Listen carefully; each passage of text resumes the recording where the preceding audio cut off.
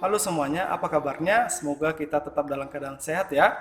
Nah, video kali ini kita akan membicarakan tentang proses pembelahan sel secara mitosis. Kalau sebelumnya kita sudah melihat proses pembelajaran tentang pembelahan sel secara umum.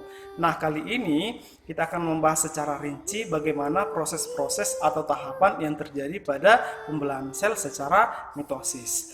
Simak videonya sampai selesai ya.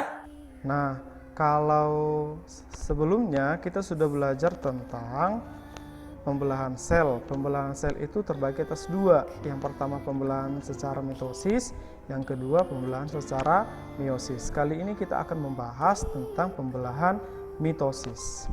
Pembelahan mitosis, pembelahan ini berfungsi untuk pertumbuhan dan regenerasi sel. Pembelahan ini berlangsung di dalam sel tubuh atau sel somatis. Maksudnya gimana?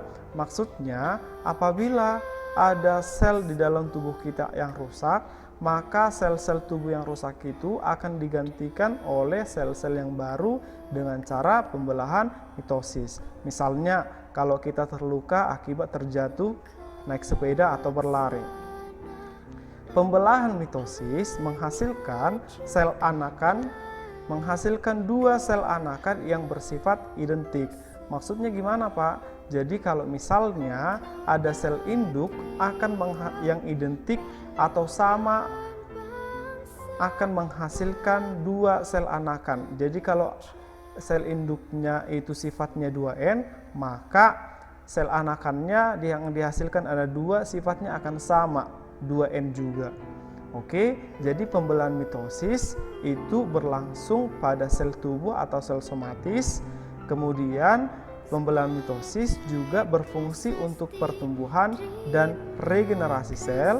Yang ketiga, pembelahan mitosis menghasilkan dua sel anakan identik atau sama.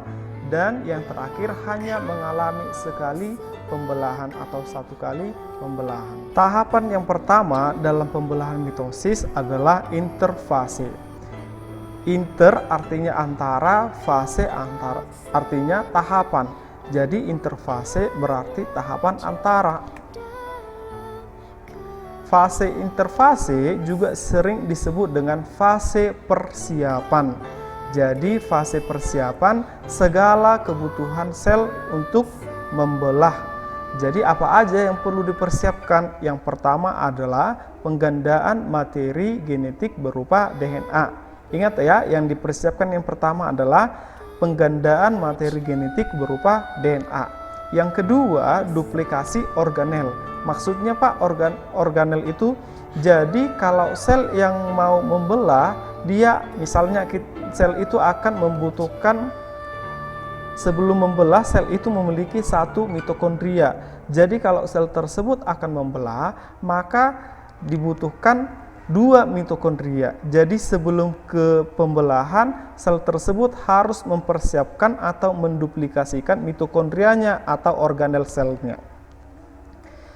Interfase merupakan fase yang paling lama. Kenapa yang paling lama? Saya analogikan ya. Jadi kalau kita mau makan, sebelum makan kita harus mempersiapkan bahan makanannya dulu. Kita harus mempersiapkan ikannya, mempersiapkan sayurnya, dan mempersiapkan nasinya. Kemudian kalau bahan-bahan makanannya sudah siap, kita akan masak lagi. Oke, kalau sudah dimasak baru kita akan makan. Coba saya tanya, mana yang paling lama kita ketika makan atau mempersiapkan makanannya? Yang paling lama adalah mempersiapkan makanannya kan? Nah, seperti itulah interfase. Maka interfase dikatakan fase yang paling lama. Oke, jadi di interfase kita akan mempelajari karakteristiknya. Karakteristiknya yang pertama adalah membran inti masih terlihat. Jadi membran inti itu adalah yang ini, yang bulatan ini dia membran intinya. Membran intinya masih terlihat. Kemudian yang kedua, nukleus dan nukleolus masih terlihat. Nukleus dan nukleolus masih terlihat. Nukleus itu adalah semua bagian yang bulat ini, termasuklah bagian-bagian yang ada di dalamnya. Itulah nukleus. Nukleolus adalah inti dari nukleus. Inilah dia nukleolus. Kemudian yang ketiga, karakteristik yang ketiga, materi genetik dalam bentuk kromatin. Maksudnya gimana? Kromatin itu adalah benang-benang kromosom. Nah, kromosom itu apa lagi? Jadi kromosom itu terdiri dari dua suku kata. Krom artinya warna, som artinya badan. Jadi kromosom itu badan yang mampu menyerap warna dan berisi informasi genetik berupa DNA. Ingat ya, kromosom itu badan yang mampu menyerap warna dan berisi informasi genetik berupa DNA. Kemudian karakteristik yang keempat adalah terbentuknya sentrosom. Jadi sentrosom itu adalah yang ini, yang dua bulatan ini. Jadi dua bulatan ini disebutlah itu sentrosom. Tapi kalau kita mau bedakan satu-satu, kita mau sebutkan satu sel ini disebut sentriol. Tetapi kalau untuk dua ini disebutlah dia sentrosom. Nah, setelah tadi sudah melakukan tahapan interfase, maka tahapan selanjutnya adalah profase, metafase, anafase, dan yang terakhir adalah telofase. Kita akan bahas satu persatu mulai dari profase. Profase itu terdiri dari kata pro artinya sebelum, fase artinya tahapan. Maka profase adalah tahapan yang terjadi sebelum tahapan-tahapan lainnya. Hal ini karena profase merupakan fase yang paling awal dari proses pembelahan sel. Jadi kita mau lihat seperti apa karakteristik pada saat di profase. Seperti ini dia. Mulai dari interfase tadi, kemudian ke tahapan profase. Karakteristiknya yang pertama adalah membran intinya mulai menghilang. Jadi membran inti yang ini lama-kelamaan di profase akan mulai menghilang. Ini dia. Kemudian yang kedua karakteristiknya, kromatin mulai memendek dan menebal membentuk kromosom. Jadi kromatin di sini nanti di dalamnya kromatinnya mulai memendek dan menebal membentuk kromosom. Yang ketiga, karakteristik yang ketiga, muncul benang-benang spindle. Benang-benang spindle itu yang mana, Pak? Benang-benang yang spindle itu yang ini. Ini dia, yang dekat sentriol yang dua ini. Jadi sudah muncul benang-benang spindle-nya. Karakteristik yang keempat, sentriol mulai bergerak ke kutub yang berlawanan. Inilah dia sentriol, yang ini satu, kemudian yang ini satu. Kita bedakan pada saat interfase mereka masih berdekatan. Tapi pada saat profase, sentriolnya sudah mulai bergerak ke kutub yang berlawanan. Oke, jadi tahap selanjutnya adalah metafase.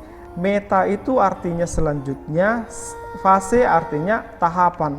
Maka metafase tahapan selanjutnya setelah tahapan profase. Bagaimana karakteristik pada saat di metafase? Seperti ini dia. Kita akan melihat tahapan dari interfase, profase, dan metafase supaya kita paham seperti apa perbedaannya. Karakteristiknya yang pertama adalah sentriolnya sudah berada di kutub yang berlawanan. Coba kita lihat, ini dia sentriol tadi. Sentriol ini masih lebih dekat, tapi sudah mulai bergerak ke kutub yang berlawanan. Di metafase, mereka sudah kedua sentriol ini sudah berada di kutubnya masing-masing. Jadi sudah berada pada saat di ujung atau di kutubnya masing-masing. Karakteristik yang kedua, kromosom sudah berjajar di bidang ekuator. Kromosom tadi yang terletak di dalam membran inti ini sudah berjajar atau sudah berbaris di bidang ekuator. Bidang ekuator itu apa, Pak? Bidang ekuator itu adalah bidang pertengahan dari semua selnya. Jadi ciri yang paling nampak di metafase adalah kromosomnya itu sudah berjajar di bidang ekuator. Nah, tahapan selanjutnya adalah anafase. Anafase itu terdiri dari ana yang berarti bergerak ke, kemudian fase yang berarti tahapan. Saya akan memberitahu kembali tahapan-tahapannya mulai dari interfase, profase, metafase, dan anafase. Kita akan lihat karakteristik pada tahapan anafase. Yang pertama adalah kromatid bergerak ke arah yang berlawanan. Nah, kromatid itu apa? Kromatid itu adalah lengan-lengan. Jadi kromosom tadi yang ada di sini saya buatkan ada contohnya. Ini dia kromosom, dikatakan kromosom. Jadi kromosom ini terdiri dari dua lengan. Yang ini yang pertama, kemudian ini yang kedua. Pada tahapan anafase, kromatid ini akan mengarah ke kutubnya masing-masing. Kalau kita lihat perbedaannya di sini, ini kromosomnya masih pada bidang ekuator. Jadi pada tahapan anafase, kromatidnya sudah bergerak ke arah bidangnya masing-masing. Oke. Kemudian tahapan yang terakhir dalam pembelahan mitosis adalah telofase. Telo artinya akhir, fase artinya tahapan. Jadi telofase itu berarti tahapan terakhir dari pembelahan mitosis. Karakteristiknya seperti apa? Mari kita lihat. Saya sudah buatkan mulai dari interfase, profase, metafase, anafase, dan yang terakhir telofase. Karakteristiknya seperti apa? Yang pertama, karyokinesis sudah mengalami pembelahan inti. Jadi pada tahapan sebelumnya anafase, kromatidnya sudah mengarah ke kutub yang berlawanan. Kemudian pada telofase sudah mengalami pembelahan inti. Jadi intinya sudah ada dua.